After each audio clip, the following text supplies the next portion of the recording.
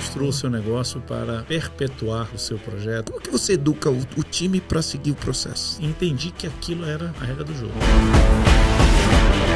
Está começando mais um podcast Empresa Autogerenciável, o podcast que vai ajudar você, que é dono de uma pequena ou média empresa, a acabar com o caos na sua empresa através de uma equipe autogerenciável. Eu sou o João.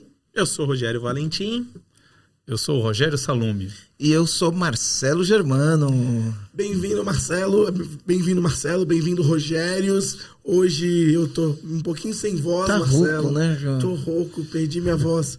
Mas tô aqui porque hoje o podcast ele tá muito especial. Com um cara muito fera, de verdade, muito fera. Vocês estão ouvindo aí, comandantes, se preparem porque só na resenha que a gente estava fazendo aqui, pré-podcast, já veio tanta história que a gente estava calma. Segura, porque o papo tá muito bom e é um cara sensacional. Vou apresentar para vocês aqui um pouquinho, porque hoje o nosso convidado é o Rogério Salume. O Rogério, que ele é empreendedor, palestrante e principalmente, né, ele foi vendedor de balas na trajetória dele, talentosíssima que ele tem. Ele foi fundador da Wine. Hoje ele ainda é sócio da Wine, né? Então a Wine é a empresa de vinhos que se tornou o maior clube de vinhos do mundo. Ele esteve à frente do processo de IPO da empresa, a abertura de capital da empresa, né? E hoje, além de sócio da Wine, ele dedica-se a palestrar sobre os aprendizados no mundo dos negócios. E ele costuma dizer uma frase muito legal, que o sucesso de um empreendedor está em gostar de gente, em saber se relacionar. São as pessoas que fazem o negócio acontecer. Então, a gente com enorme prazer hoje para trazer para vocês o Rogério, que vai palestrar amanhã no CCAI, né, no Conselho Comandantes de Alto Impacto. Ele veio um dia antes para gravar um podcast com a gente. Então, Marcelo, agora conta um pouquinho como é que você conheceu esse cara, como é que você conseguiu trazer esse cara aqui tão fera para falar com a gente. João, eu também estou assim, muito feliz de ter o Rogério aqui. Ao longo dos últimos 10 anos, eu venho participando de vários grupos, né? Até surgiu a ideia do nosso grupo do Conselho Comandante de Alto Impacto, por eu participar desses grupos de empresários que se reúnem, né? E entre os grupos que eu participo do Ecocem, do Joel J. E aí, quando eu entrei no Ecocem, o Rogério estava lá, conheci ele lá, a gente bateu um papo. E o Rogério, ele é um empreendedor serial, vamos dizer assim. Ele vai se apresentar aqui. E eu falei, ele está com projetos novos, ele está crescendo alguns projetos novos numa velocidade que é difícil até de acompanhar. E eu falei, ele tem bastante coisa que dá para ensinar para a gente. Vamos trazer aqui, dividir e gerar muito valor para nossa audiência. Então você que está vendo a gente aí, caneta e papel na mão, não perde não, anota e segue o canal, se inscreva no canal. Se você estiver vendo o podcast no Spotify, o que tem que fazer? Ativar o sininho, seguir a gente e dar 5 estrelas. Dá 5 estrelas. 5 estrelinhas pra gente ali. Beleza? Então é isso, eu vou passar agora a apresentação pro Rogério. Rogério, se apresenta aí pra nossa audiência. Explica um pouquinho quem é você, o que você faz. Que bom, Marcelo. Um prazer enorme estar aqui com vocês. O Rogério, meu xará, a gente vai ter que dar um jeito de, no meio do caminho aqui, achar um nome para um e para outro. Rô e Rogério, tá certo. Vamos cantar. Tá bom, para fazer uma dupla. Então, muito legal estar aqui. É bacana estar com vocês aí, o podcast que é um sucesso, né? Tá entre os top 10 do Brasil, o que já de fato mostra a importância, o conteúdo e como isso está ajudando os médios, pequenos empresários do Brasil, que é muito importante, né? O país é feito deles. Se a gente for analisar os grandes negócios, são uma parcela pequena, mas o volume de negócio no Brasil realmente é feito pelos pequenos e médios empreendedores. Parabéns pelo trabalho. Obrigado pelo convite. Me apresentar aqui, você falou empreendedor serial. Eu não sei se eu gosto ou se eu uso muito essa palavra. É um trabalhador, né, voraz. Né? Um trabalhador voraz. Gosto. Acho que quando a gente faz aquilo que a gente gosta, né, aquilo que a gente é apaixonado, está motivado, a gente vai, né, desenvolvendo. De fato, eu tenho algumas frentes. A minha família costuma dizer que eu sou meio maluco. Tá inventando mais uma coisa, pai. A esposa fala, mais uma, pelo amor de Deus. Mas é como são os negócios. Como são os negócios. Cuidado que ela tá aqui. Entrei no negócio de vinho em 2003, Então, tive o primeiro e-commerce de vinhos, que chamou Estação do Vinho. Eu vendi essa empresa, a gente vai falar um pouco mais à frente. Depois fundei a Wine em 2008. A Wine hoje, como foi dito, é o maior clube de vinhos do mundo, com 360 mil sócios. É a maior empresa de e-commerce de vinhos da América Latina, com mais de 1 milhão de clientes. É uma empresa completamente omnichannel. Eu liderei essa empresa até como CEO até 2019. Hoje eu só sou o fundador, acionista e estou no conselho da companhia. Né? Entendi que era importante fazer uma passagem, profissionalizar. Entendi que tinha gente mais capacitada do que eu para aquele momento. O que não foi uma coisa fácil, o que me fez chorar muito, o que me fez me questionar muito, o que me tirou muitas noites de sono, mas foi a decisão mais correta que eu tomei. E a partir desse momento comecei a investir em outras coisas que durante a minha jornada apareceram, mas eu não tinha tempo. Como estava liderando uma empresa que crescia nos primeiros 5 anos mais de 100% ao ano, né? Eu não tinha tempo e tinha que estar foco mesmo para aquilo. Então hoje eu tenho um investimento na maior rede de dark kitchens da América como um todo, é a segunda do mundo, só perde para uma indiana em número de dark kitchens. A gente está com 360 dark kitchens no Brasil, chamada ATW.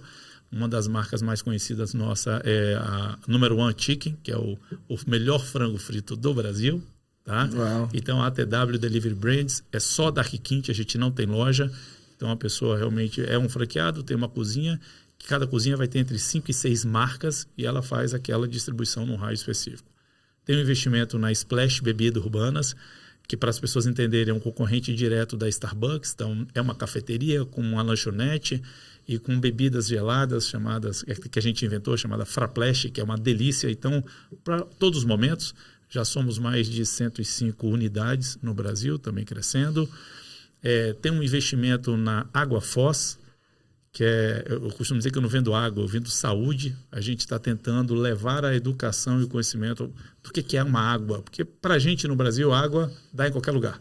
Obviamente tem muita gente que não tem acesso à água, né? Infelizmente, mas o país tem muita água. E eu comecei a estudar água por causa do vinho e entendi e conheci água alcalina. Então virou uma coisa de paixão e é um mercado incrível. A gente desenvolveu durante 3 anos uma marca, um conceito chamado Água Foz, com uma embalagem que tem polímeros que com 2, 3 anos a embalagem de plástico some, chamado P-Life. Então tem toda uma questão ESG e está indo super bem.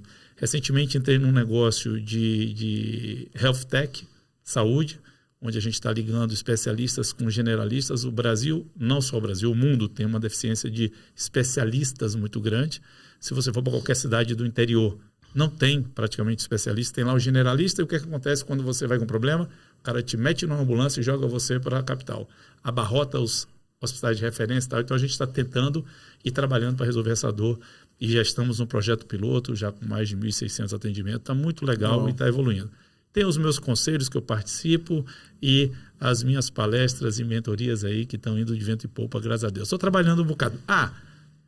Sou triatleta, me dedico todo dia 2 horas por dia ao esporte.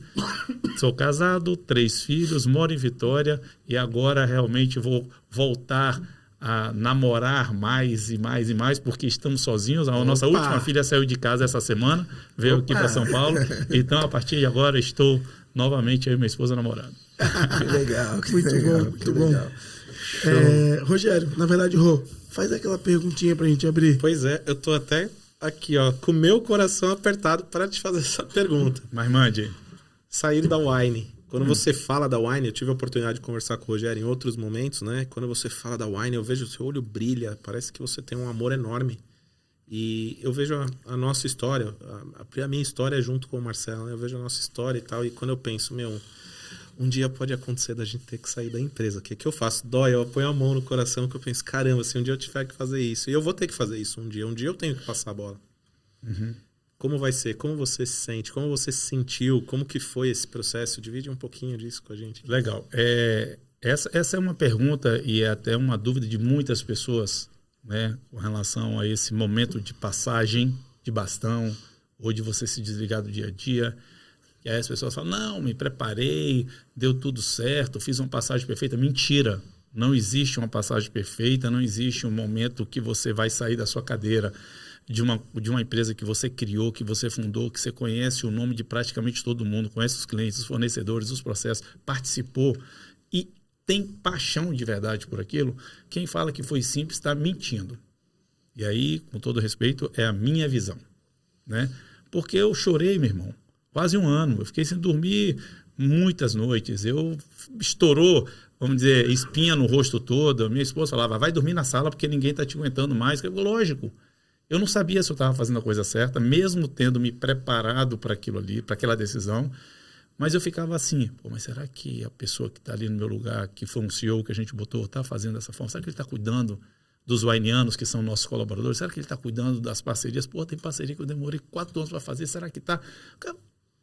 São perguntas que a gente tinha que fazer, que eu tinha que fazer e continuo fazendo. Mas eu tenho que entender que o ciclo mudou, os perfis de gestão mudaram, os momentos mudaram e eu tenho que cobrar agora, né, e acompanhar para que a gente mantenha a cultura, mantenha a empresa de acordo com a sua estratégia, com o seu orçamento, seguindo aquilo que foi planejado e aceitar o novo modelo de tocar a empresa. Obviamente que a gente fica ali preocupado com a cultura, porque uma empresa sem cultura, ela muda completamente. Mas não é fácil, Rogério, não é fácil.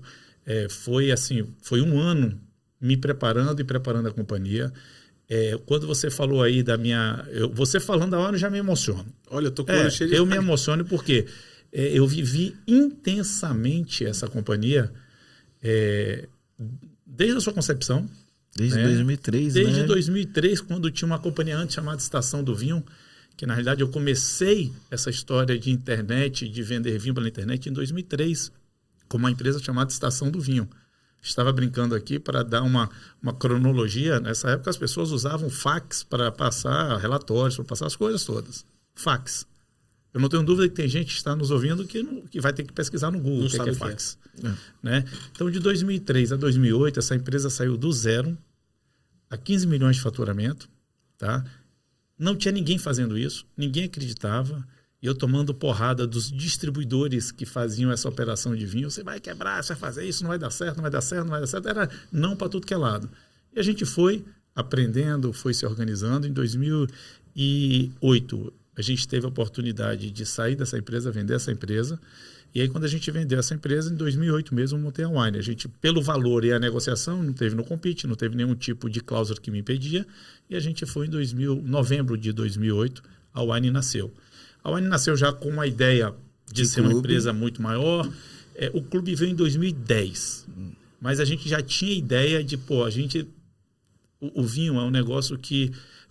Assim, se eu dar um número estatístico, tá? 85% do consumo de vinho no mundo é feito por indicação de alguém. Ou você até olha pela mesa ao lado, o amigo indicou, você vê alguma coisa, vai lá e compra. Porque ninguém vai na prateleira e vai lá, vou comprar esse vinho grego aqui porque eu quero ver qual é. Não, vou comprar esse que eu conheço, porque eu vou tomar. Agora, se alguém te indicou, você vai. E a gente percebeu isso na jornada da Estação do Vinho e continuou percebendo na da Wine. E aí falou, poxa, um clube é um produto de confiança.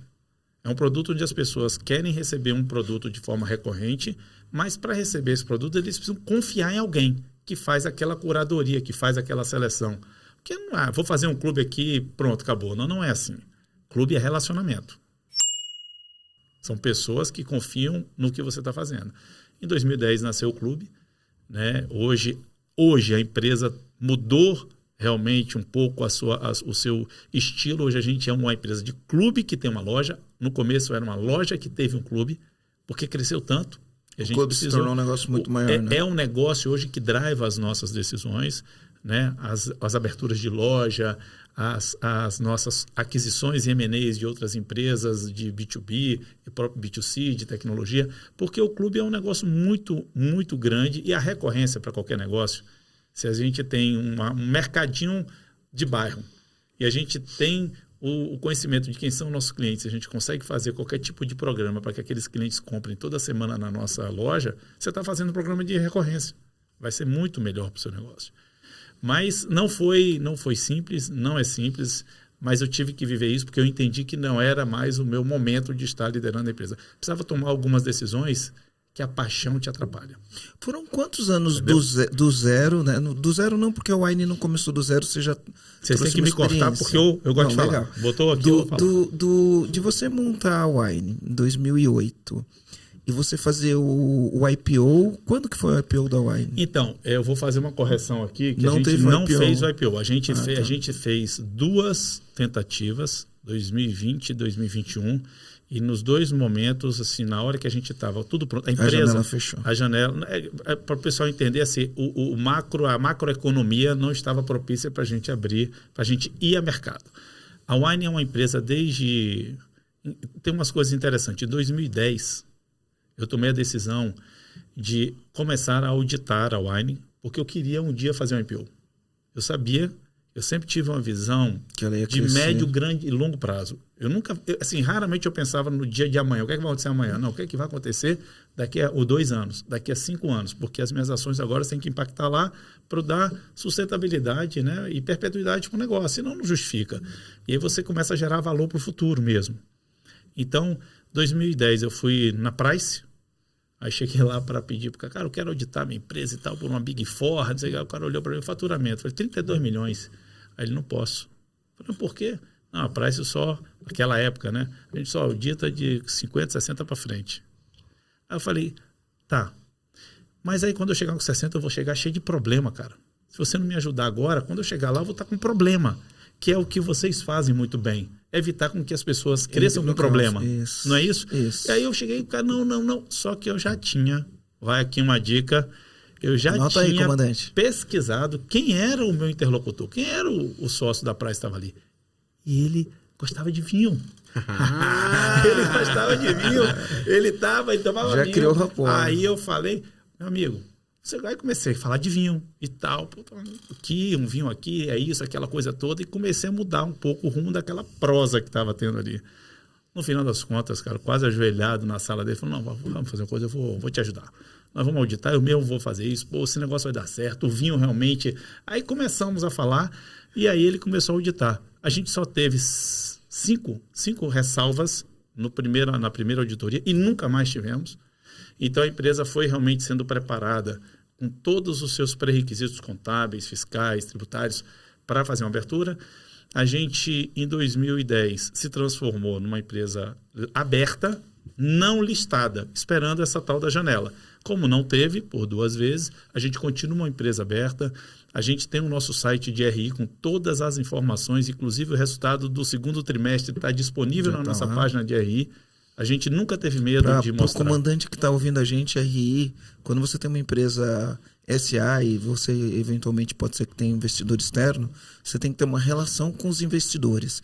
Então tem uma legislação que rege isso, né? Então RI é relação com os investidores, onde você presta contas. Isso. Né? Porque o empresário tradicional, dono de pequena e média empresa, como ele é dono, ele não presta conta para ninguém. Mas quando você pensa em profissionalizar a sua gestão, mesmo sendo dono, você tem uma prestação de contas para fazer com os outros sócios, com os acionistas, com o mercado de uma maneira geral. Até porque o mercado vai te dar crédito ou não vai te dar crédito de acordo com o relacionamento que você tem com os investidores e os relatórios que você divulga. Né? Exatamente. Quando você se transforma numa empresa aberta, listada ou não, porque listada é quando você tem suas ações lá na Bolsa de Valores. Quando você não é listada, você é uma empresa aberta. E é uma decisão da companhia disponibilizar todos esses resultados. A gente nunca teve problema de deixar os nossos resultados abertos, até porque todos os nossos colaboradores têm acesso a todas as informações da empresa. Como é que a gente vai crescer se quem está fazendo o crescimento não tem informação? Aqui eu queria aproveitar que você falou isso, Rogério. É assim, ó, a minha política desde sempre, desde o meu primeiro negócio, foi sempre, né, meta na parede, meta de faturamento, gestão à vista, política de qualidade. Então todo mundo sabe o quanto a gente quer faturar. E a gente ensina isso para os comandantes que vêm fazer os nossos treinamentos, né? Porque, enfim, se você quiser faturar 100 milhões, tem que falar para todo mundo. Se você quer faturar 100 milhões, tem que unir o time em torno do objetivo. Mas é uma crença que 90% das pessoas, todas as turmas, alguém levanta a mão e fala assim, mas vem cá, eu tenho que falar quanto eu quero faturar para os funcionários? Não dá para fazer de outro jeito? Não dá para falar quantas peças eu quero vender, quantas unidades eu quero vender? E a gente tem uma metáfora, né? Essa metáfora foi o Rogério que inventou, o Rogério Valentim aqui, o meu sócio, que é assim, Imagina você pegar um táxi e aí você virar pro taxista e falar, me leva lá. E o taxista falar, me leva lá onde? Você fala, não vou te contar, mas me leva lá. Então, eu vejo isso acontecendo nas pequenas e médias empresas. As pessoas têm esse receio, essa crença, o medo. Eles falam, mas se eu falar quanto eu faturo, eles vão pedir aumento. Se eu falar quanto... O que você pensa sobre isso? Né? O que você diria para esse empreendedor que está ouvindo isso aqui agora? Marcelo, esse é um ponto muito legal. Eu penso que isso é uma grande besteira, o empresário, o empreendedor, pensar dessa forma. Hoje é uma grande besteira. Por quê? Porque assim, você deu o exemplo do táxi. Eu vou dar um exemplo de uma empresa, uma padaria, que tem 3 lojas, tá? Você tem 15 funcionários e está lá começando a organizar o seu negócio e botou uma meta. Você botou uma meta de venda de pãozinho, você botou uma meta de rentabilidade na área de mercearia e você botou uma meta de redução de custos na área do custos fixos de energia e água, que de repente são pesados lá no seu negócio de padaria. E você disse que, olha, colaboradores, se a gente conseguir isso aqui, essas reduções, a gente vai ter uma condição de dar um prêmio para vocês, de R$500 para cada um no final do trimestre. Ok. Pronto, começou o jogo. Como que o funcionário vai saber se ele está batendo a meta, alinhado, chegando, precisando acelerar, ou já ultrapassou, ou tem que se movimentar de alguma forma para poder chegar naquele objetivo, se a gente não tem transparência nas informações? Né? O faturamento é um número que é composto por uma pancada de outros. Se o funcionário está sabendo, olha, a gente está dando rentabilidade, mas a gente não está conseguindo vendo, o que a gente pode fazer? E isso é diário, porque você consegue manobrar num dia após o outro. Fazendo uma metáfora, que eu também ouvi esse dia, achei incrível. Você chega no Waze, você bota o Waze, né? Um caminho daqui para um lugar. O Waze está ali, ele te mostrou o caminho, daqui a pouco ele fala, vira à direita. Alguém pergunta para o Waze por que tem que virar para a direita? Não, ele recalculou, você entrou, por quê? Porque ele viu que tem um problema ali, ou que não tem o trânsito piorou, vamos por aqui porque a gente vai chegar lá mais rápido. É da mesma forma, se você não der transparência, você não pode cobrar. Eu acho assim um crime dar meta sem mostrar os dados ou como aqueles dados são construídos em termos de números. Não tem que ter medo. E aí tem um outro problema que é a cultura, né? O brasileiro tem uma cultura de quem ganha dinheiro está errado, sim, quem é empresário está errado, quem está ganhando muito dinheiro está errado. Não está errado. Está certo. Quem ganha dinheiro está gerando emprego. Quem ganha dinheiro está pagando imposto. Quem ganha dinheiro está ajudando a construir escola. Quem ganha dinheiro está movimentando a economia do país. Tem que ser remunerado, porque tem que entender que quem ganha dinheiro está arriscando o seu dinheiro, o seu patrimônio, né, suas horas, está arriscando ali. Mas a gente tem culturalmente este receio e as pessoas ainda falam sobre isso. Tem que parar com isso. É porque o que eu vejo, né, o Rogério, como que eu olho? Eu acho assim, ó, só tem um jeito de acabar com a pobreza, na minha cabeça. Tá? Isso independente de ideologia política. Aqui eu não estou falando de ideologia. O único jeito de acabar com a pobreza é gerando riqueza. Porque para você distribuir riqueza, você precisa primeiro gerar a riqueza para depois poder distribuir. Você não distribui se ela não é gerada. Tem que ter emprego, né? Cara. E para você gerar riqueza, tem que ter empresas. Né? E a empresa tem que crescer.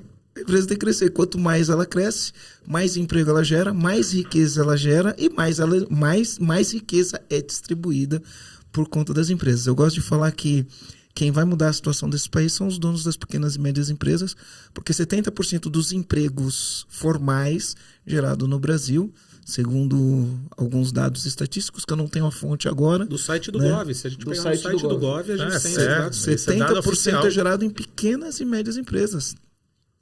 Então, eu acho que é isso. A gente não pode ter... a gente tem que educar os funcionários para eles entenderem que esse é o jogo. Mas né? Você sabe por que o empresário tem essa questão de, não, vou falar do meu faturamento e tal. É porque não tem que falar só do faturamento. Só um ponto.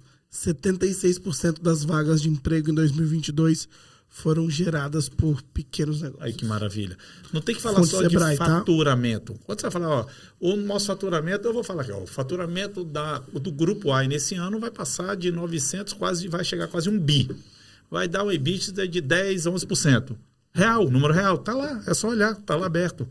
Poxa, mas tá lá aberto também quanto custa de funcionário, quanto custa de plano de saúde, quanto custa de transporte, de alimentação, de luz e tal. Então, assim, falar de faturamento só... Custa funcionário. Tem o passivo de curto prazo, tem o passivo de longo prazo. Quanto que a gente teve que botar de dinheiro para poder gerar aquilo ali, é porque as pessoas não querem ensinar ou dedicar um tempo para fazer com que os seus funcionários entendam. Fala, vou falar do meu faturamento. Cara, se você falar do seu faturamento, que é de 10, mas falar que seu custo é 8, você vai falar, olha, estou ganhando 2. Ok? Estou ganhando 2. Só que eu estou aqui domingo a domingo, chego de manhã, sou o primeiro a chegar, o último a sair. Não ganha hora extra. Se der algum problema aqui, o salário de vocês vai entrar, o meu não e tal, então eu ganho 2. O risco é meu, né? Pelo risco. Está resolvido. Então, é uma questão de cultura misturado com o modo de se E quer ver uma coisa polêmica que eu tenho pensado, né? O maior pagador de imposto, normalmente é o que menos usufrui do que o imposto gera ou deveria gerar, né? O imposto gera saúde. O grande pagador de imposto usa saúde particular. Isso. O imposto é para gerar a educação. O grande pagador de imposto usa a educação particular. Então, por que o empresário tem que ter esse... é pecado ganhar dinheiro? Ou porque as pessoas têm que condenar os empresários que ganhar dinheiro não é uma coisa boa? Eu não entendo de onde vem bem não, isso. Vem da cultura religiosa do país. Isso, antropologicamente falando, sociologicamente falando, a gente é um país não religioso, tá? E isso vem da cultura religiosa, que precisa, através de movimentos como esse, através das ações dos empresários, através da educação, as pessoas começam a entender. Porque não adianta a gente estar falando isso aqui e mais de 60% das pessoas não terem educação, cara. Sim. A gente falou aqui de trabalho, mas não tem educação. Então, você muda um país, uma sociedade em uma geração, 20 anos. Investe em educação. Você vai ver se vai faltar emprego, você vai ver se vai todo mundo crescer, vai tudo mais... Aí seria um papo aqui para outra seara. Mas o papel só para concluir nesse assunto, né? O papel do dono de empresa, né? A gente fala muito isso, a gente tem bibliografia que fala sobre isso. O papel do dono de empresa, ele precisa entender que esse é um papel dele e assumir isso é educar as pessoas que estão com ele, né? Porque quando você falou, mostrar para o funcionário quanto fatura, quanto custou, quanto gastou, é um trabalho de educação, não é só abrir os números, é como abrir os números, é educar e ensinar para as pessoas o que é uma margem de lucro, o que elas podem ver, o que entra, o que não entra, porque muitas vezes o medo do empresário é falar o número e a pessoa achar que aquele dinheiro está todo indo para o bolso dela. Só que não é só falar o número, é como eu falo o número, como eu me apresento, como que eu educo as pessoas e levo esse nível de elevo o nível de cognição das pessoas perante a estrutura de uma empresa, o que acontece, o que não acontece. Só que a gente falou de um ponto que é as pessoas que têm metas, né? Mas a galera que está escutando a gente aqui, os comandantes, eles não têm meta, Rogério. A gente tem estatisticamente alguns dados aqui que mais de 70% das pessoas que a gente conversa, que levantam a mão para ter informações sobre o ESG, não tem meta hoje na empresa, nem de faturamento ou metas pequenas. Então é até um passo atrás que a gente tem que começar a pensar. Como que eu vou traçar uma meta? Não, aí você trouxe um ponto interessante, porque eu vou me direcionar aqui aos comandantes. Se vocês não têm meta, vocês estão levando o seu avião para onde? Para onde vocês estão indo? Qual o destino, né? Qual o destino? Qual o objetivo? Tem que ter meta. A pessoa que tem um carrinho de pipoca ou tem uma mega corporação, tem que ter meta, tem que ter objetivo traçado, claro, né? O porquê, o quando e quais etapas. Não tem como não ter. Porque senão você acorda de manhã, beleza, abre a porta, vou faturar. Não faturei, vou faturar, não faturei. Não faz sentido. Você sabe como é que a gente resolveu isso? Deixa eu te falar só uma coisa. Aqui o dado está 88% das pessoas não tem meta. Pequenos e médios empresários. A gente tem uma pesquisa que a gente faz com muitas pessoas que falam com a gente, né? A gente envia essa pesquisa. E a gente tem já um número bem grande de respostas. Uma base de amostra alta. É muito legal, é uma informação muito boa e que drive, eu acho que uma linha de atuação para poder ensinar as pessoas a pensarem por que é a meta, né? Ensinar o que é a meta. 88. Só voltando aqui, você sabe como a gente resolveu isso dentro da Wine uma vez, das pessoas entenderem, quando a gente falou assim, porque lá tem dashboard espalhado pela empresa toda, com faturamento, com EBITDAs, com os resultados, o que é que tá lá. A gente começou a dar aula financeira para os nossos colaboradores, para os vanianos, para eles administrarem o dinheiro deles. Porque a maioria também estava ou endividado ou, né, com problema no banco, no cartão, e começamos a mostrar, recebe quanto, paga quanto de juros, alimentação, então você começou lazer, a montar. O que vai para... Isso. Aí a pessoa começou a dizer, pô, no final não sobra nada, ou sobra isso, ou sobrou um pouquinho. Falei, aí isso é lucro. Vocês podem fazer a mesma comparação com a empresa. É igual. É igual. O número lá em cima, você fala, ó, você recebe R$2.000, mas não está sobrando nada. O que adianta falar do faturamento se a pessoa não está entendendo que a empresa está investindo? Então, é uma questão de educação também interna. Exatamente, exatamente. Ô, Rogério, você está em todos os canais de venda, né? Tem um berço no e-commerce, mas você foi para o varejo. Então você estava tanto físico quanto online. Hoje está com um pé na tecnologia. Mas quando eu penso ali no e-commerce, que você começou na época que era carroça ainda, né? Verdade. Hoje... E por incrível que pareça, hoje tem um monte de empresa que ainda não está nesse canal de venda, né? Por incrível que pareça. Não pegou nem a teórica carroça. Que não pegou nem a teórica ainda. carroça ainda. E aí você conseguiu unir todos esses canais aí. Então, dentro das estratégias que você adotou, por exemplo, você começou agora com o negócio da Dark Kitchen. Eu queria, depois que você falasse um pouquinho das marcas, como que é. Ele é 100% utilizando o canal e-commerce, não tem loja física. Mas você tem um negócio que tem loja física. Isso. Né? Para quem quer ser multicanal, né? Quais seriam os passos? O que o cara precisa fazer? Posso complementar a sua pergunta um pouquinho? Explica um pouquinho o que é uma Dark Kitchen, porque o Marcelo está falando isso desde o começo. Desconfio que a audiência pode não saber o que é. Boa. Eu vou separar então aqui, eu vou falar sobre a Dark Kitchen, depois eu volto a falar sobre a multicanalidade ou o Omnichannel. Sim. Né? Porque aí a Wine é uma empresa full Omnichannel. As outras empresas, os outros negócios, elas não são full Omnichannel, mas são focadas, por exemplo, muito no delivery, na Dark Kitchen. O que é Dark Kitchen? Dark Kitchen nada mais é do que uma cozinha, né? Kitchen, cozinha em inglês, dark, escura, só que ela não é escura, esse é só um termo que usa. É uma cozinha que não tem, ela só existe para produzir o pedido que é feito através das plataformas de pedido. iFood, Uber Eats e todas as outras, cada estado tem muitas outras plataformas, o canal direto, o WhatsApp, o próprio site, o aplicativo da empresa.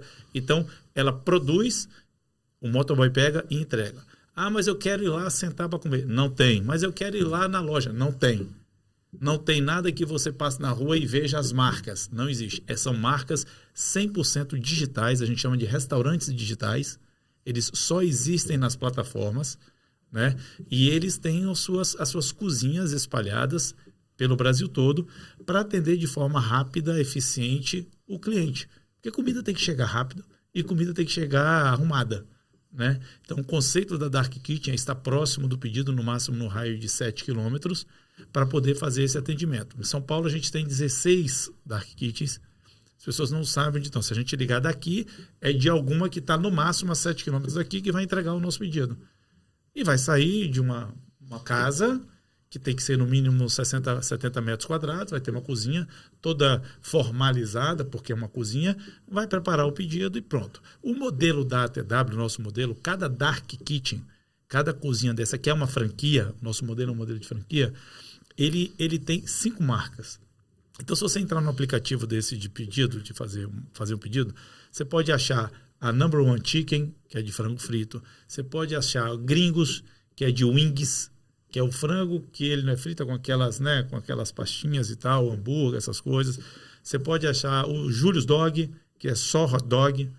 Você pode achar o Que Comer Fernando, que aí já é para almoço. Então, são produtos que são feitos na mesma cozinha com embalagens diferentes. Embalagem diferente, porque são marcas diferentes, com comunicação diferente, porém com um processo fabril, que eu vou chamar assim, que usa os mesmos equipamentos, os mesmos insumos, com as suas alquimias, né, diferentes, que é ali a pessoa que está preparando. A pessoa que prepara o frango frito é a mesma que prepara o hambúrguer, que é a mesma que prepara o hot dog, que é a mesma que prepara os outros pratos. Chega lá no final, é embalado com a sua comunicação de marca e é entregue. Então, isso é uma Dark Kitchen. Então, hoje a gente tem 360 espalhadas no Brasil, 3 em Portugal e 1 no México. Vocês são maiores no mundo nisso? A gente só pede para Índia, né? A gente pesquisa isso para entender até se existe benchmarking, concorrentes. Tem uma na Índia que tem o mesmo modelo, porém ela só tem uma marca que tem 400 lojas. Ou seja, teoricamente, a gente rapidamente vai assumir essa liderança. Então, Dark Kitchen é isso. São cozinhas que você não tem acesso ao público. É para realmente atender aos pedidos das plataformas de comida. Quando a gente vai estudar, né? Eu estou lembrando aqui da época que eu fiz administração na escola. Só porque, às vezes, a gente vê hoje na internet... eu posso abrir a boca e falar o que eu quiser, né? Normalmente eu vou falar do meu campo de batalha. E todo mundo está conquistando o seu espaço. Mas tem algumas pessoas que falam assim, eu ouvi muito isso na faculdade, né? Para pequena e média empresa ele tem que trabalhar com diferenciação, né? Porque diferenciação, você não pode brigar por preço e não sei o quê. Mas quando eu estava na faculdade, a gente tinha lá, esqueci até o nome a excelência, a estratégia de... Não lembro o nome do livro, que ele falava das 3 estratégias de negócio, né? E uma era excelência operacional, a outra era diferenciação e a outra era intimidade com o cliente, se eu não me engano, era isso. Esqueci o nome desse livro. É o nicho, né? Que é o nicho, que é você trabalhar nichado. Quando eu olho para uma Dark Kitchen, eu vejo que é 100% excelência operacional, né? Buscar eficiência no processo, você está num lugar que é mais barato, já pelo próprio conceito. Não tenho loja física, não tô aberto, não tenho fachada. Não tá numa rua extremamente cara e tal. Não preciso ter uma decoração. Não, é cozinha. É uma cozinha com a porta para você entregar lá o pedido. Ponto. É uma cozinha. E aí, eficiência operacional. Então, você tem que ter um processo muito bem elaborado. Isso. Como que se elabora esses processos, então, né? A gente tem na nossa sede lá em Vitória uma cozinha teste, modelo, um laboratório, onde a gente faz, primeiro, a gente elabora os pratos, que tem que atender algumas regras básicas. Tem que ser muito gostoso, tem que ser rápido de fazer, tem que ser com produtos disponíveis no Brasil todo e tem que ser barato. Não é fácil. Barato, rápido, gostoso e tal, não é fácil. Então a gente tem um laboratório onde a gente faz toda essa preparação, onde a gente faz todo esse estudo para chegar no melhor CMV, que é o custo da mercadoria, para que o nosso franqueado ganhe dinheiro, porque também não adianta você ter franquia se a pessoa lá na ponta não ganha dinheiro. E aí você desenvolve o produto, depois você vê quais são os equipamentos necessários para aquele produto. Começa assim o processo. Então, decidi fazer lá um frango frito XPTO. Então, feio, empanado, aquele molho, aquela coisa toda, beleza, é uma fritadeira com pressão. Tá, o que é que eu posso fazer mais com esses produtos, usando esse equipamento, ou os outros equipamentos que a gente está montando a cozinha, para que aquela Dark Kitchen tenha no mínimo 5 marcas trabalhando. E aí começa, são quase 6 chefes, são 6 chefes com 2 ajudantes que ficam ali full time fazendo essa modelagem, e a gente chega aos pratos, a gente chega às marcas, aí o time de marketing cria as marcas, embalagem, o time lá de supply entende que os equipamentos são aqueles, a gente vai buscar fornecedores, fazer as alianças, homologas, e aí a pessoa monta uma cozinha que está própria para atender aquelas 5 marcas. Só que a gente tem 3 grupos de 5 marcas, ou seja, 15 marcas. Uma cozinha não pode fazer o outro grupo, porque você tem cruzamento de sabores, de produto e equipamentos diferentes e uma linha de produção diferente. Então, um franqueado pode até ter as duas marcas, as duas Dark Kitchens, que são 2 franquias independentes, só que não podem ser no mesmo local. Pode ser no mesmo local, separado. Uma aqui, parede e tal, e outra, porque são produtos, processos diferentes. Legal. E uma coisa que eu vejo nos empresários, eles têm uma dificuldade em fazer processo e eles acreditam que funcionário não segue processos. O que você pensa disso? Marcelo, como que eu faço para os meus funcionários seguir processo? Eu fico pensando numa cozinha onde você tem 5 marcas, né? Você tem ordem de pedidos chegando por fontes diferentes e isso tem que sair dentro de um processo. Tem prazo, tem medição. Entre o pedido e ficar pronto não pode demorar mais do que tanto tempo. Você tem tempo médio de preparo. Não sei qual é o indicador que você usa. E para isso tem que seguir os processos, né? Como que você educa o time para seguir o processo? Ensinando que processo não é burocratizar a empresa. Primeiro. Para mim isso também é outro paradigma que tem que ser criado, né? Processo é importante para você ter mais tempo, para ser mais criativo e aproveitar mais a vida. Boa. Se você não tem processo, você não vai ter tempo disponível, você não vai conseguir ser criativo, você não vai conseguir dar algo mais e sua vida vai ser chata. Por quê? Porque você vai estar atolado exatamente na sua desorganização. Processo é simplesmente uma forma inteligente de fazer as coisas que têm que ser feitas para ter a melhor produtividade no menor tempo e você ter tempo hábil para fazer o que você gosta. Simples assim. Cara, processo é uma coisa que não se negocia. Avião. O piloto de avião, 30 anos, quando vai decolar um avião, ele segue o mesmo processo. Checklist. Religiosamente. Não tem como sair disso. E é o meio de transporte mais seguro do mundo. Acabou. Então, assim, o processo ele existe para evitar problema, para evitar dor de cabeça, para gerar... Para evitar o caos, né? Para gerar mais, vamos dizer assim, mais tempo disponível para você fazer outras coisas. Então, eu acho que aí é um problema de cultura, de novo, mais ainda de vontade das pessoas sentarem e ensinarem. Um empresário brasileiro precisa, ter vontade de ensinar. Olha, eu tenho que ensinar. Empresário, vamos lá. Você vai dedicar 60% do seu tempo para as pessoas. 40% você vai dedicar para o negócio. 60% para as pessoas. Sabe por quê? Porque são essas pessoas que vai fazer o seu negócio crescer. Então, se essas pessoas não tiverem muito consciente do que tem que fazer, entendendo o processo, muitas vezes te ajudando a construir o processo, porque a gente não sabe de tudo, o empresário que está na ponta não sabe de tudo, as coisas podem ser compartilhadas, você vai ter uma empresa saudável que vai crescer. Tem que compartilhar e você tem que dedicar o tempo para as pessoas. Se não fizer isso, eu, particularmente, não acredito que vai dar certo. Eu gravei um podcast com o Eduardo Ferraz. O Eduardo Ferraz é um consultor, ele tem 5 best-sellers. Todos os livros dele tem gente no nome. Podcast número 98. Então gente de resultado. Enfim, ele tem alguns livros, todos eles têm o nome gente na frente. E ele falou assim no nosso podcast: você tem que dedicar 90% do teu tempo para colocar as pessoas certas no lugar certo. Enquanto você não fizer isso, enquanto você não tiver as pessoas certas no lugar certo, você não faz outra coisa. É isso que você precisa fazer. Depois você faz outra coisa. Então é bem nessa linha. Fazer o processo, dedicar o tempo para as pessoas entenderem o processo, entenderem a cultura. Você falou que lá na Wine são os wineanos, no EAG são os EAGenos, na Luma são os lumáticos. Mais uma frase sobre processo que eu acho bem legal, que eu falo, inclusive, no Máquina de Vendas, é que o processo ele não é para burocratizar, como você falou, ele é para replicar, ele é para duplicar. Porque toda vez que a gente tem um processo que ele funciona, a gente consegue fazer ele mais e mais vezes, mais e mais pessoas.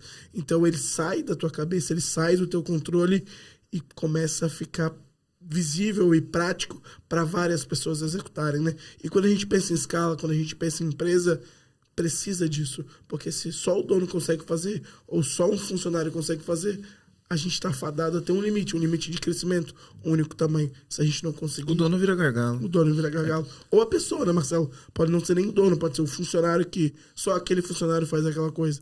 Então... E tem outra coisa aqui no dia a dia, é o seguinte, qualquer empresa, qualquer uma, sem exceção, no mundo, faz a mesma coisa todo dia.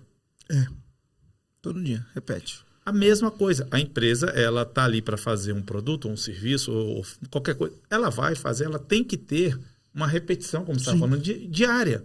Então, como que a gente faz, que é o que eu estava falando, para os nossos colaboradores terem mais tempo disponível para criar ou melhorar os processos, ou trazer inovação, ou trazer ideia, ou crescerem como pessoas, como executivos, como funcionários? Como que eu faço para que esse tempo seja verdadeiro?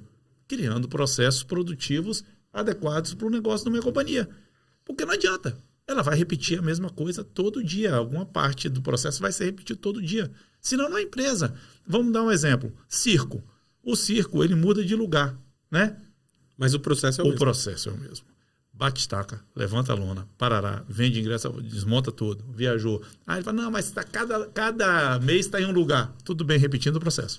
Repetindo o processo. É o que eu falo, a mágica. O que é a mágica? Quando o mágico faz uma mágica, alguém olha para a mágica e fala, nossa, que incrível isso, né? Para o mágico é um processo que ele repetiu. Né? Para quem está assistindo é a mágica, né? Então, para quem está vendo a empresa crescer, para quem está vendo a empresa bombar, parece mágica, né? Mas para quem está fazendo é um processo que ele segue e vai fazer um E a gente levando isso para o esporte, nós temos aí amigos em comum, né? O Gustavo Borges, o próprio Joel. Eu sou apaixonado pelo esporte, o Gilberto, e todos eles. Aí nós estamos falando de pessoas de alto desempenho, com entregas enormes.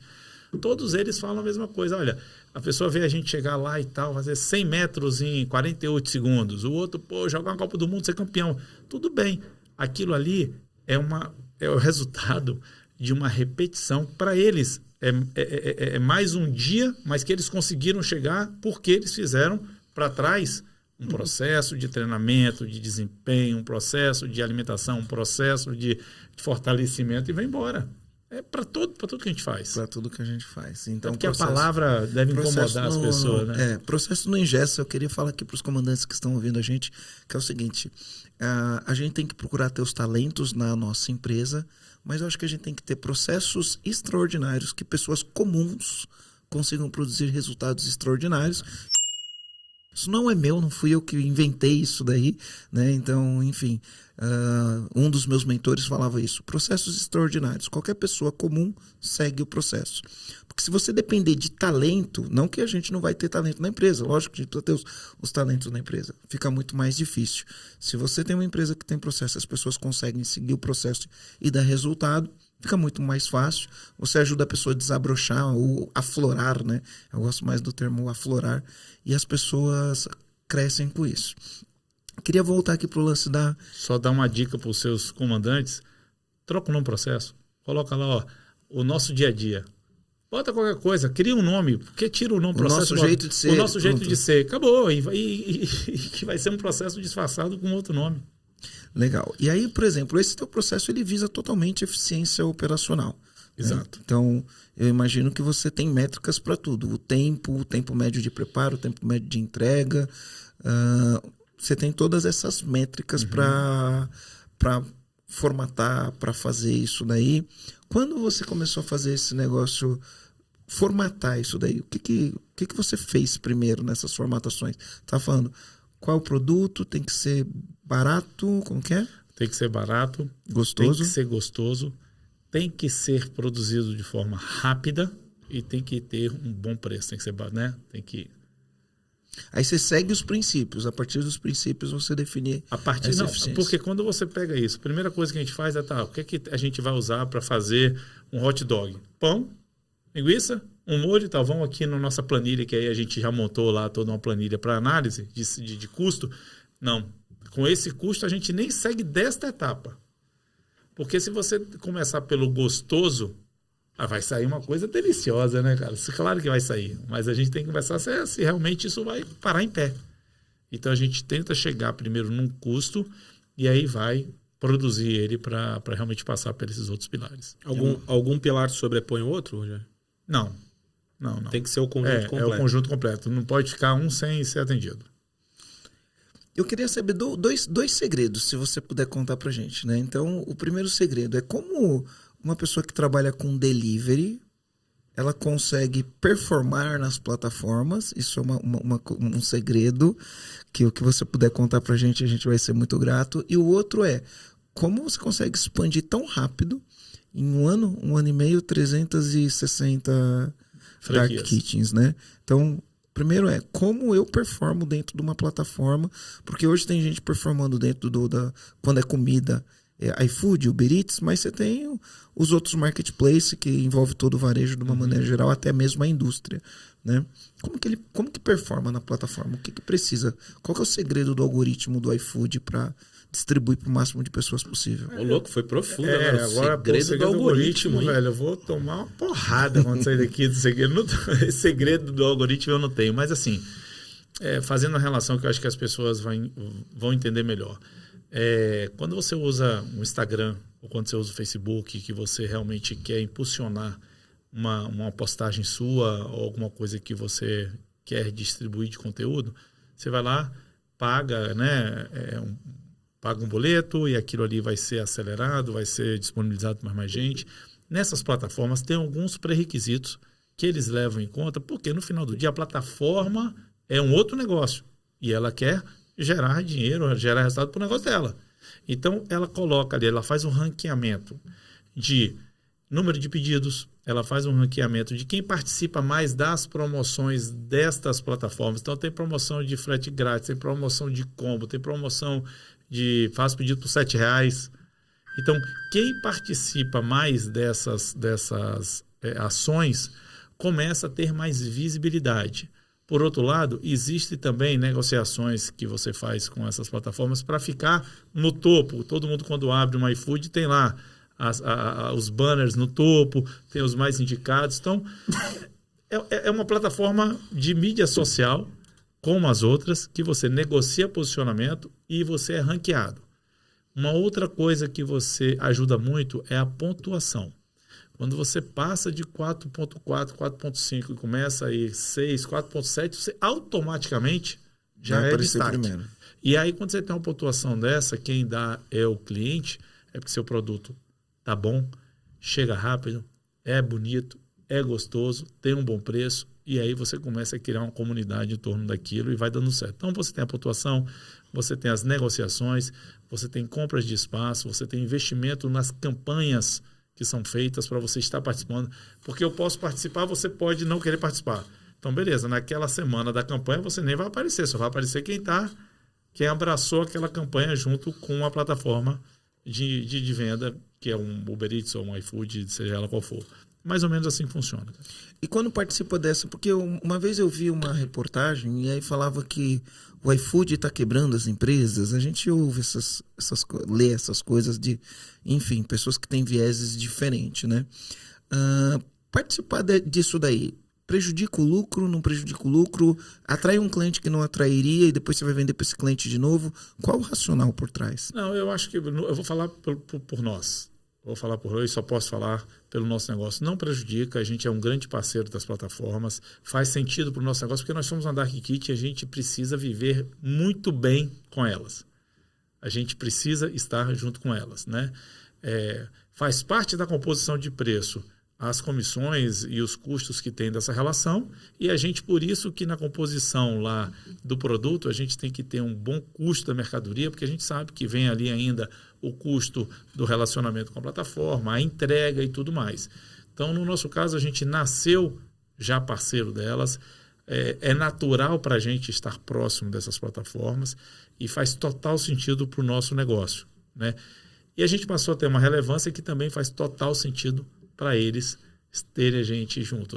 A gente é top 10 em termos de tamanho, de parceria, de número de pedidos. Já foram mais de 7 milhões de pedidos entregues. A gente está no Brasil todo. Caraca. Então, a gente fala de 360 Dark Kitchens, mas são 1.800 vitrines digitais, porque cada uma tem 4, 5. Então, se você for espalhar isso, ninguém no Brasil tem essa quantidade de lojas disponível. Então, por isso que eu estou falando, no nosso modelo, faz total sentido e a gente tem uma relação muito boa com todos. Eu penso assim, né? Às vezes quando eu vejo as pessoas reclamando das plataformas, é que eu não estou advogando para ninguém, eu olho como negócio, sem ficar advogando, porque eu posso ter viés se eu for advogar, né? Mas assim, pra gente montar um time de marketing, para conseguir trazer o número de clientes, para fazer o número de pedidos que a gente precisa para atingir tal faturamento, se você for colocar na ponta do lápis, ele vai dar um valor X. X% do teu faturamento. Aí os caras reclamam que a plataforma cobra X%. Mas se ele for colocar na ponta do lápis, talvez ele gaste um número maior. Com plataforma, e principalmente se ele não tiver o conhecimento daquilo, exatamente. Ele vai gastar mais do que a plataforma. Olha só, é básico. Você está começando um negócio, você quer investir em marketing. Você vai começar investindo 30%, depois para 25%, depois para 20% do seu negócio. Senão você não vai ter visibilidade. Isso aí não é conta mágica, é o que acontece. Pega qualquer análise, qualquer acompanhamento de empresa, você vai estar investindo porque você tem que aparecer, né? Obviamente, lá, vou falar da Wine. A gente, quando começou, era 40%, 45%, a gente investia nisso. Aí todo mundo fala, você é doido? Fala, olha só, alguém tem que saber que a Wine existe. Quem não é visto não é lembrado. Tem que ser impactado pela Wine, né? Outras empresas, a gente tem um amigo em comum que eu acho que é um dos caras... É o cara mais capaz para falar de marca, de brand, que é o Arthur Bender. Ele fala um negócio seguinte, ó, produtos iguais, marcas diferentes. A marca, ela tem que ser construída para ser o diferencial. Porque, por exemplo, hoje tem mais de 220 empresas vendendo vinho na internet. Eu era sozinho durante 5 anos. Sozinho. Naveguei no Mar Azul, incrível. Mas a concorrência A barreira faz de parte. entrada é baixa. Entrou todo mundo, mas a marca, ela Continua. é a número 1, a marca é forte. Então, você começou com investimento, hoje você está lá investindo 10, 8, você vai a 7, aí vai no momento de campanha, vai a 11, mas você não deixa de investir. Que é, se você fizer uma conta para a pessoa que quer fazer delivery, ele vai investir 20, 25, 30% para o negócio dele ser conhecido, ou ele vai deixar 15, 20, 25% numa plataforma que já está fazendo todo o trabalho. É exatamente o que você falou. E a plataforma, às vezes, encurta o caminho. Não quer dizer que ele não pode ter um ou outro, ele pode ter os dois. Que pode fazer os dois. Pode fazer os dois. Deve, inclusive, né? Em muitos momentos, né? Deve ter os dois. Mas você sabe qual é o X da questão, Marcelo? É o pensamento de curto prazo. Boa. O pensamento de curto prazo do empresário e do empreendedor brasileiro mata os negócios. Porque todo mundo quer virar empresário, empreendedor, abrir um negócio e comprar um carro amanhã e mudar de apartamento, mudar de vida e fazer uma viagem para fora. É o sonho de todo mundo. Cara, foca 5 anos no seu negócio. Depois foca mais 5 anos no seu negócio. 10 anos passa rápido e você consolidou o seu negócio, cresceu e sua vida mudou. Não pode pensar em curto prazo. Nós não vivemos num país que dá condição de pensar em curto prazo. A gente tem que criar valor e criar um negócio e ser sustentável no médio e longo prazo. Curto prazo não existe. O que eu gosto de falar é assim, ó, não é minha essa frase, enfim, eu li em algum lugar, mas eu trago essas coisas para minha vida, mesmo não sendo eu que criei as frases, né? Que o ser humano, ele superestima o que ele pode conseguir no curto prazo e subestima o que ele pode conseguir no longo prazo. Então, por exemplo, eu já conversei com vários empreendedores que pegam e falam assim, tá, me fala aí, onde você quer chegar, né? Normalmente essa é a minha primeira pergunta. Às vezes as pessoas me mandam no direct e falam, Marcelo, minha empresa está quebrada, socorro, me ajuda, minha empresa está o caos, estou precisando de ajuda. Eu sempre ponho a pergunta, eu falo, qual que é a ambição do seu negócio? Porque a ambição do seu negócio é onde você quer chegar, né? Qual é a visão do seu negócio, qual que é a ambição do seu negócio? Não, você não entendeu, eu estou caótico, onde eu quero chegar? As pessoas não entendem isso, né? Então eu preciso ter uma visão onde eu estou levando essa empresa. Mas aí quando as pessoas respondem, porque tem gente que responde, às vezes, eu não estou falando que não é possível, no curto prazo o cara quer uma coisa que não é factível. E por conta de ele olhar no curto prazo um negócio que não é factível, que não é aplicável no curto prazo, esse cara anda de lado a vida inteira. Se ele tivesse uma visão de longo prazo, no curto prazo ele sacrifica algumas coisas, no longo prazo ele cria um negócio gigantesco, né? Então, por exemplo, eu já conversei com vários empreendedores tá, me fala aí, onde você quer estar daqui 2 anos? Ah, daqui 2 anos eu quero estar faturando 100 milhões de reais. E aí ele não superestimou o curto prazo, não fez o que precisava, né? Para eu ter uma empresa de 100 milhões de reais, o que eu preciso? Qual a estrutura? Quantas pessoas? Né? Quais são os processos? Como que é a governança desse negócio? Quais os marcos que eu tenho que passar? Isso. Tem gente que faz, mas são os outliers, né? Nem todo mundo é outlier, né? A gente tem que entender isso, o empreendedor tem que entender isso. Nem todo mundo é outlier. Então, visão de longo prazo. Não subestime o curto prazo, superestime o curto prazo em detrimento do longo prazo. Mas você é um cara que conseguiu fazer rápido, né? Em 1 ano e meio, 300 franquias, que era o meu segundo segredo que eu queria saber. Não foi bem em 1 ano e meio. A ATW nasceu em 2017. Tá? 5 anos. Nasceu em 2017. Eu entrei na ATW em 2020. Então, eu entrei como investidor e aí entrei porque entendi que o negócio era um negócio muito interessante e fiquei 1 ano e 4 meses exatamente cuidando de governança, cuidando de organizar o financeiro, organizar a estrutura de pessoas, porque a gente estava crescendo, a gente estava começando a chegar no tamanho, mas eu estava vendo ali que no curto prazo aquele castelo ia desabar. Falei, não, vocês podem continuar fazendo aí, mas eu vou cuidar aqui de financeiro, controladoria, governança e gente. Hoje a empresa está com seu conselho lá formado, com 2 conselheiros externos, a gente mudou o C-level da companhia toda, estruturou a parte gerencial, trouxe gente de fora para cuidar, né, do que diz respeito a gente, pessoas, cultura. Então começamos a organizar a empresa pensando nos próximos 5 anos, que é o que você falou. A gente sabe onde a gente quer chegar, mas também tem certeza do que tem que fazer agora, porque senão não vai chegar lá. Da forma que a gente estava, a gente não ia chegar em mais 2 anos, Marcelo. Se não parasse para fazer uma arrumação da casa, não chegava nos próximos 2 anos. E isso acontece muito, né? O curto prazo, ele hipnotiza a gente. O cara dá uma porrada, acertou na veia. É sustentável? Yeah. Quantas empresas na pandemia deram uma porrada, porque veio a pandemia, né? De repente fazia delivery, fazia isso. Aí o cara acostumou, tá agora mudando. O mundo tá voltando ao normal. E aí ele não tá querendo achar. Vai sumir daqui a 1 ano. Então, esse eu acho que é a forma das pessoas olharem correto os seus negócios. Não pode subestimar o... A gente tem uma frase que a gente fala que não existe falta de venda, que existe a falta de capacidade de venda. Se você não está vendendo, ou alguma coisa que você está deixando de fazer, ou alguma coisa que você está fazendo errado, ou um ou outro.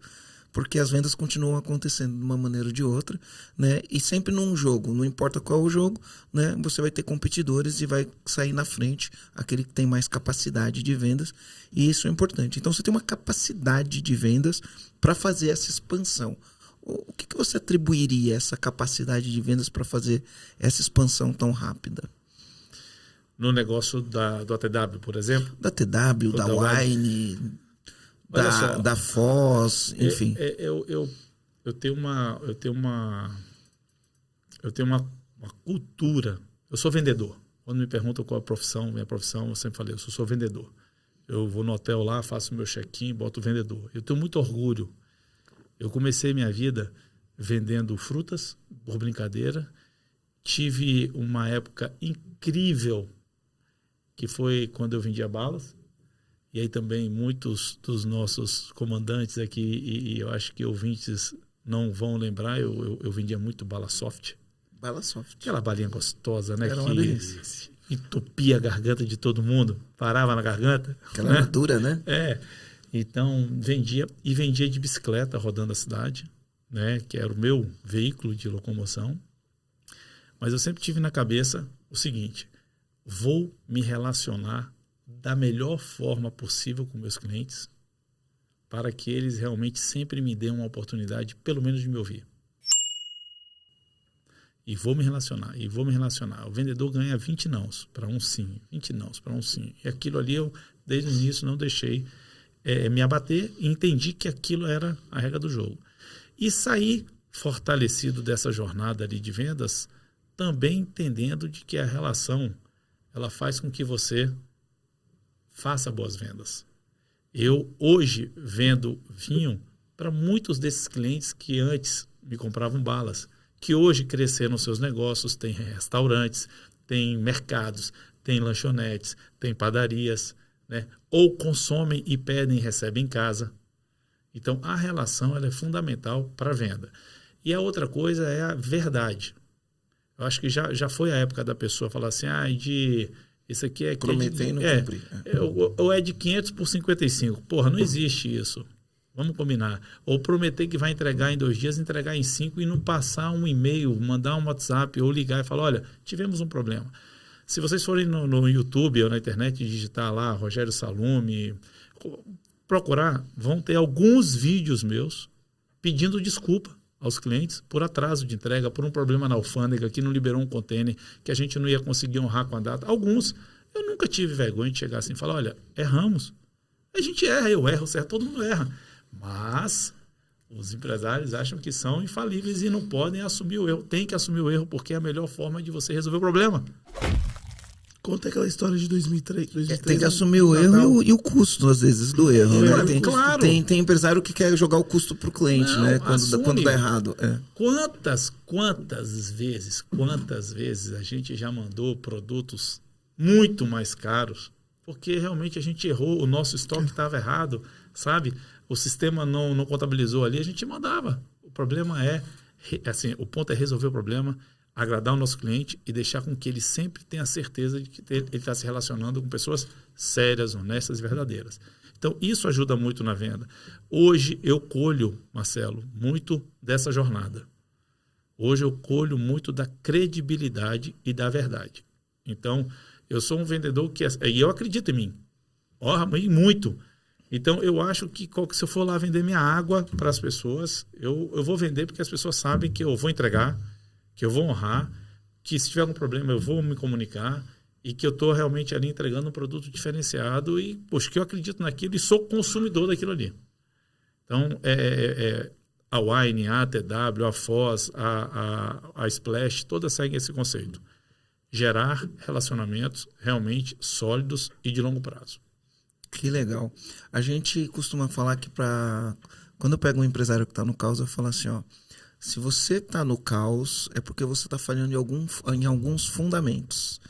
Falhou em fundamentos. É só olhar para os fundamentos. Se olhar para os fundamentos, você vai ver onde as coisas estão erradas. Nós temos 6 fundamentos da empresa sem caos. Então, o primeiro é domínio pessoal. Eu sempre falo, a empresa é um reflexo do dono. E aí a gente tem uma base que a gente chama cultura, liderança e gestão. Aqui a gente falou da base, Sim, né? tudo. A gente falou de cultura, Uhum. a gente falou de liderança, gasta 60% do teu time com as pessoas, né? E a gente falou de gestão, porque a gente falou de processos, de indicadores e esse tipo de coisa. Então, domínio pessoal, cultura, liderança, gestão, finanças. A gente falou de finanças, porque você falou, pô, quando eu assumi a empresa lá, foi olhar para o financeiro. É lógico. Né? Deixa eu ver o que está acontecendo. Põe controladoria, cria governança, né? Entende o custo da mercadoria. Olha o fluxo de caixa Isso. todo dia. A empresa que não olha para o seu caixa não consegue fazer nada. Tem que olhar, eu sempre falo, né? Faturamento é vaidade, lucro é sanidade, caixa é rei, né? É lógico, tem que olhar. Você, olhando o fluxo de caixa, você toma uma decisão 2 dias depois, a mesma decisão. Você fala, não, vou esperar 2 dias e vou tomar, que aqui eu posso. Aqui eu não. Coisa muito simples.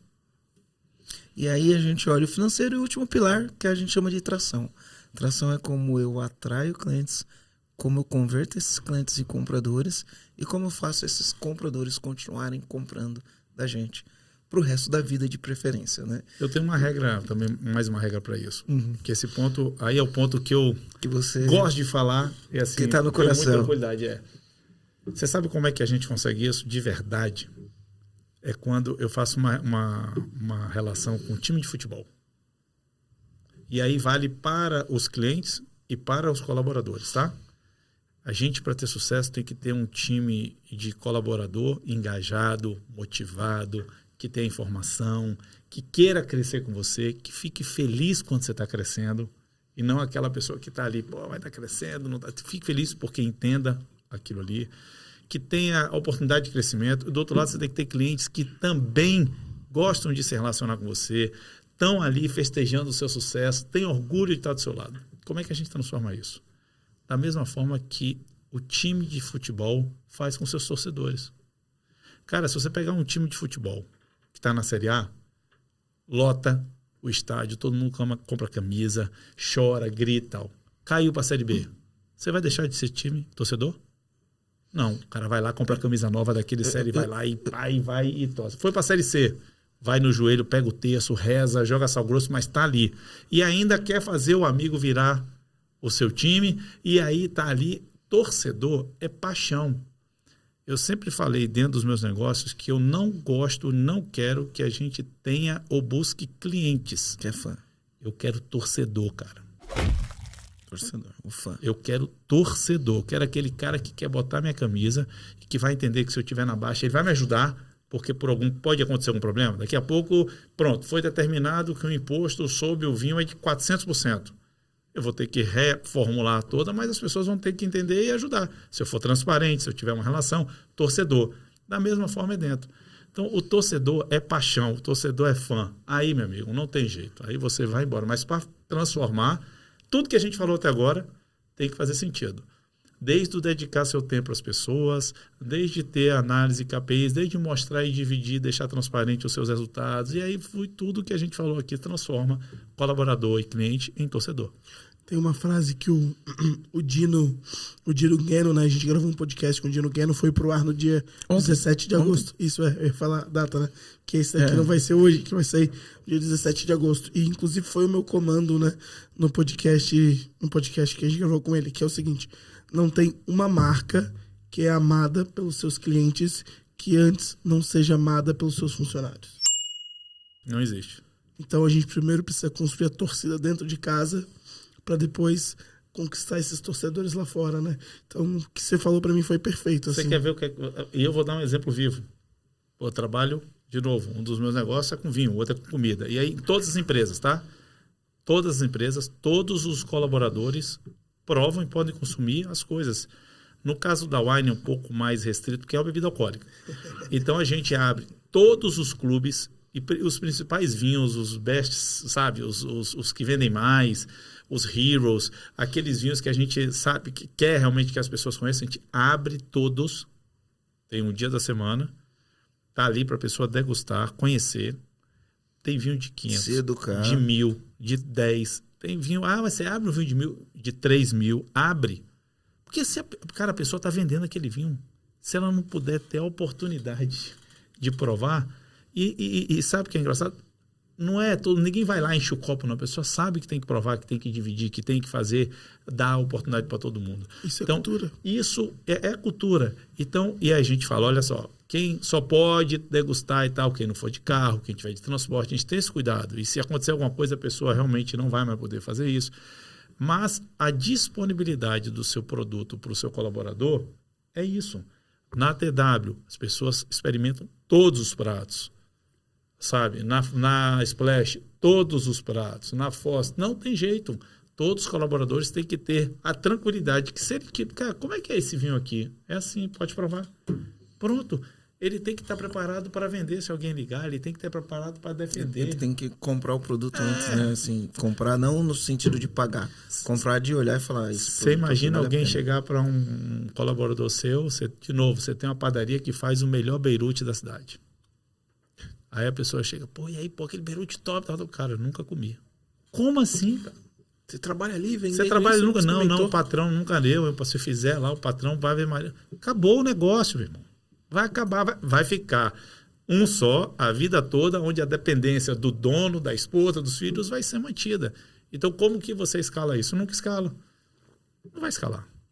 Que também, se for a estratégia da pessoa, ok. Agora, não queira ser uma empresa global, nacional, grande, com esse pensamento de não gerar essa experiência para os seus colaboradores. Não faz sentido. Que legal. Uma pergunta, né, que eu acho que a gente pulou. Omnichannel. Tá. Multicanais. Como é que é essa estrutura de multicanais? Como é que você chegou nessa lógica para atender em vários canais? Explica pra gente um pouquinho. Cara, omnicanalidade hoje é o ápice do varejo. Né? Depois de todos os estudos, e se me perguntarem assim, mas aqui a gente parou. Não, vão inventar alguma outra coisa, sem sombra de dúvida. Mas hoje, uma empresa que tem vários canais para se comunicar, vender, se relacionar com seus clientes, ela está na frente. Por quê? Porque a gente vive uma era, a gente vive um momento de disponibilidade de informação, tecnologia, aplicativo, celular, né? A todo momento você está sendo impactado por marcas, um monte de marcas, por um monte de coisa. Então, se eu estou sendo impactado por um monte de marcas e um monte de coisa, aquela marca que me disponibiliza a maior oportunidades de canais, eu vou ter mais facilidade de ir lá e experimentar ou comprar. Quando eu comecei, e aí eu falo isso assim até meio que brincando, mas com ressentimento, me perguntavam, e aí loja? Eu falava, loja vai tudo fechar. Mas como? Eu falei, vai fechar tudo, e-commerce vai dominar o mundo. Um engano, mas é um engano de quem não conhecia e de quem estava bêbado, entre aspas, apaixonado pelo seu negócio. Não. Pelo seu negócio. Essa aspas aí não deu certo.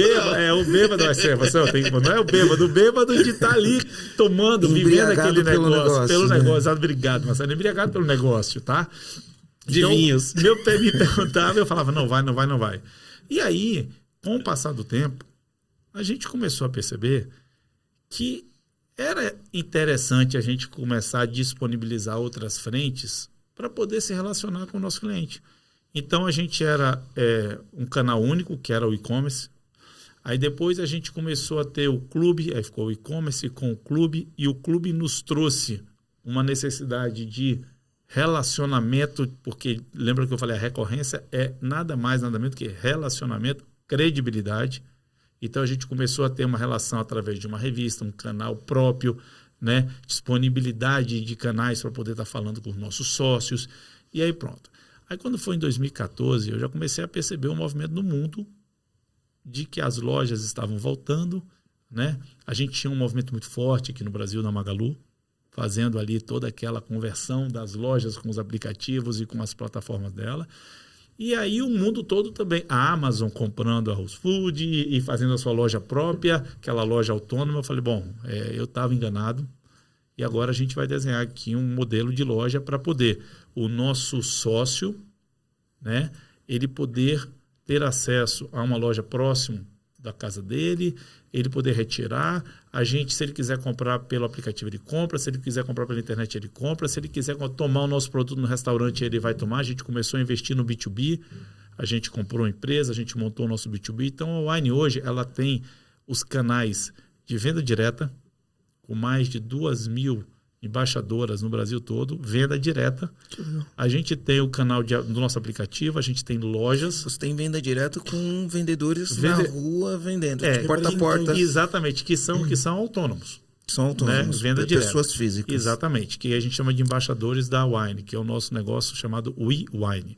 Então a gente tem a venda direta, a gente tem o B2C, que é o site, a gente tem um aplicativo que engloba todas essas plataformas. A gente tem as lojas, que hoje são 16. O nosso projeto é ter 100 lojas no Brasil. A gente tem o B2B, que é para atender os restaurantes, os supermercados e tal, com esses produtos. Então, o nosso cliente entra no aplicativo, gosta de um vinho, ele sabe onde aquele vinho, em que mercado está na região dele. Ele pode ir lá comprar se ele quiser naquele momento. Ou se ele estiver próximo de uma loja, ele pode pedir e receber. A loja também não é só um local de venda, passou a ser uma dark store, diferente de Dark Kitchen. A gente tem um estoque na loja para fazer o atendimento rápido naquele raio de atuação da loja. Então, você descentralizou o nosso estoque para outras regiões. Então, quando você cria um modelo de omnicanalidade, no fim do dia você está disponibilizando para o seu cliente para que ele decida onde, quando e de que forma comprar o seu produto. Pode ser o mesmo ou cliente diferente, né? Porque às vezes o cara um dia compra na internet, outro dia compra na loja. E tem o cara que nunca vai comprar na internet, mas compra na loja. Exatamente. E tem o cara que não quer loja de jeito nenhum e só quer a internet. Sim. E hoje, o maior número de conversão nossa, de novos sócios, está dentro das lojas. Porque normalmente o cara vai na loja, a pessoa vai na loja e leva alguém.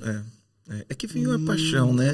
Então, o número de conversão está incrível nas lojas. A experiência é muito legal. E a nossa loja é uma loja extremamente tecnológica, né? Você está com o aplicativo, você entra, se você já está cadastrado na Wine, você pega, bota o QR Code, o seu cartão já está ali, já pagou, pegou o vinho e foi embora. Se quiser, você não fala com ninguém. É uma empresa de tecnologia que vende vinho, que entrega vinho. Eu costumo dizer que a Wine é uma empresa que gera momentos de prazer. Isso é muito bonito. Entendeu? Não, mas essa história é muito legal porque a Domino's, né, é uma grande rede de pizzaria mundial, a maior pizzaria do mundo, e tem uma virada na história deles que eu ouvi e li um pouco sobre essa história, que eles perceberam uma influência que aonde eles tinham loja física, naquele raio de atuação da loja física, aumentava o volume de pedidos no online. E eles têm a característica de ser multicanais. Omnichannel, pode pedir pro WhatsApp hoje, né, por site, ligando, eles atendem qualquer lugar o pedido. E quando eles entenderam isso, eles começaram a abrir várias unidades, pequenas unidades da Domino's, e a gente pode ver a crescente nos últimos 10 anos de unidades no mundo inteiro da Domino's, porque toda vez que eles colocavam uma loja física no local, a influência daquela loja física nos pedidos online era muito grande. Então eles diminuíram o raio de entrega, aumentaram o número de lojas pequenas, e aumentaram em muitos 10.000%. O crescimento deles foi incrível. E hoje eles são a maior rede de pizzaria. Por que eu brinquei com a empresa de tecnologia, né? Porque hoje a Domino's, ela se denomina uma empresa de tecnologia que entrega pizza. Pizzas, né? Mas todo o processo dela é para trazer essa tecnologia para o multicanal, atender o cliente mais rápido. Enfim, é muito legal essa história da Domino's. essa verdade se aplica nas lojas da Wine. Né? As vendas na região onde a gente tem loja cresceu absurdamente. E um fato interessante, onde que a gente abre loja? Onde tem o maior número de sócios. Eu não abro uma loja no melhor bairro da cidade ou na região, não. Onde está condensado os dados, né? o maior número de sócios. Incrível. E o que esses sócios compram. Porque o estoque e a vitrine pode mudar também.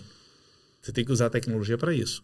Então você tem essa mudança. Aqui consome mais vinho branco e tal, aqui é mais tinto, aqui é mais espumante. Então você tem uma predominância de acordo com o perfil daquela região. Porque o Brasil é um mundo. Não dá para fazer a mesma coisa em todos os lugares.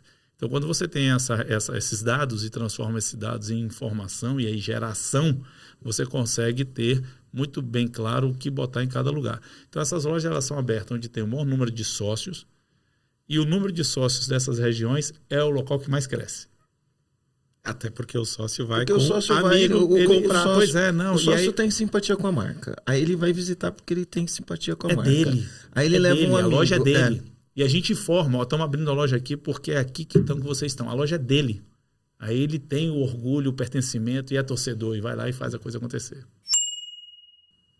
Uau. A gente já é torcedor de muita marca, né?